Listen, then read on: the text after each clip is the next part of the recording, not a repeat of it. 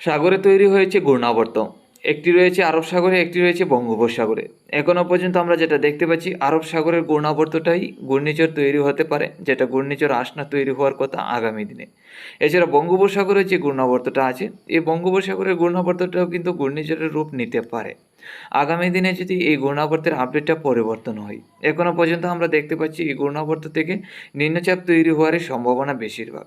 তবে আগামী 31 তারিখ থেকে 1 তারিখের মধ্যে যদি ঘূর্ণাবর্তটা আমাদের ভারতের উপকূলের মধ্যে চলে না যায়, অন্ধ্রপ্রদেশ এবং তামিলনাড়ুর উপরে যদি চলে না যায়, এই ঘূর্ণাবর্তটা যদি বঙ্গোপসাগরে থাকে, তাহলে কিন্তু এই ঘূর্ণাবর্তের শক্তি আরও বাড়বে। এখনও পর্যন্ত যে ঘূর্ণাবর্তের আপডেট আমরা দেখতে পাচ্ছি, গতিবেগ প্রায় রয়েছে 40 থেকে 50 কিলোমিটারের কাছাকাছি।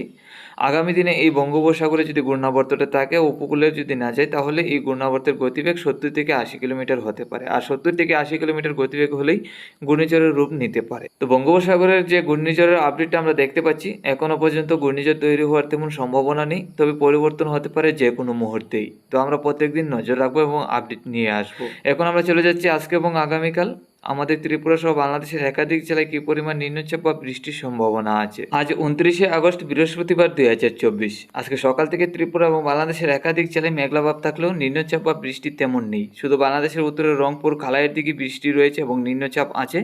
এছাড়া উত্তরবঙ্গে শিলিগুড়ির দিকেও নিম্নচাপ রয়েছে। বাকি জেলাগুলি একদম পরিষ্কার আছে, তেমন বৃষ্টির নিম্নচাপ আমরা দেখতে পাচ্ছি না।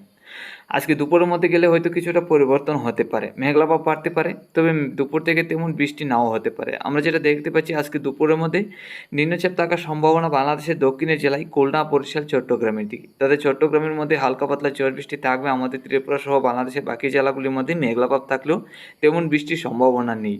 যে এছাড়া যদিও চিটাফোঁটা বৃষ্টি হয়, তাহলে চিটাফোঁটা বৃষ্টি হতে পারে আমাদের ত্রিপুরা রাজ্যেও।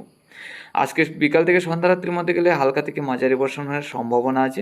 রংপুর, সিলেট, ময়মনসিংহ, রাজশাহী, ঢাকা, কুমিল্লা, আমাদের ত্রিপুরা, আসামে শিলচর, করিমগঞ্জ, হাইলাকান্দি জেলাগুলির মধ্যে। তো বাইরে থেকে অতি ভারী বৃষ্টি হবে না, ছিটাফোঁটা বৃষ্টি হবে। তবে আজকে মধ্যরাত্রির মধ্যে গেলে মাঝারি বর্ষণের সম্ভাবনা বাংলাদেশের রংপুর, সিলেট, ময়মনসিংহ, ঢাকা, কুমিল্লা, আমাদের ত্রিপুরা, আসামে শিলচর, করিমগঞ্জ, হাইলাকান্দি জেলায়। এইসব জেলায় হালকা থেকে মাঝারি বর্ষণ থাকতে পারে।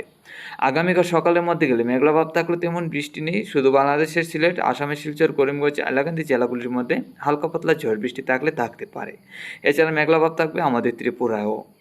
আগামীকাল দুপুরের মধ্যে গেলে মেঘলাভাব থাকলেও তেমন বৃষ্টির সম্ভাবনা নেই। বিকালের মধ্যে গেলে বিকাল থেকে সন্ধ্যা রাত্রির মধ্যে হালকা থেকে মাঝারি বর্ষণ থাকতে পারে বাংলাদেশের সিলেট, কুমিল্লা, ঢাকা, তারপর আমাদের ত্রিপুরা, চট্টগ্রাম, আসামের শিলচর, করিমগঞ্জ, হাইলাকান্দি জেলায়। মধ্যরাত্রির মধ্যেও আগামীকাল বাংলাদেশের সিলেট, ময়মনসিংহ, ঢাকা, কুমিল্লা, আমাদের ত্রিপুরা এবং চট্টগ্রামের দিকেই হালকা পাতলা বৃষ্টির সম্ভাবনা আছে। তো আগামী দিনগুলিতে যদি দেখি, তাহলে কিন্তু আগামী কয়েকদিন প্রত্যেকদিন সন্ধ্যা রাত্রি থেকে মধ্যরাত্রির মধ্যেই হালকা পাতলা ঝড় বৃষ্টি থাকতে পারে 2 তারিখ থেকে 3 তারিখ পর্যন্ত।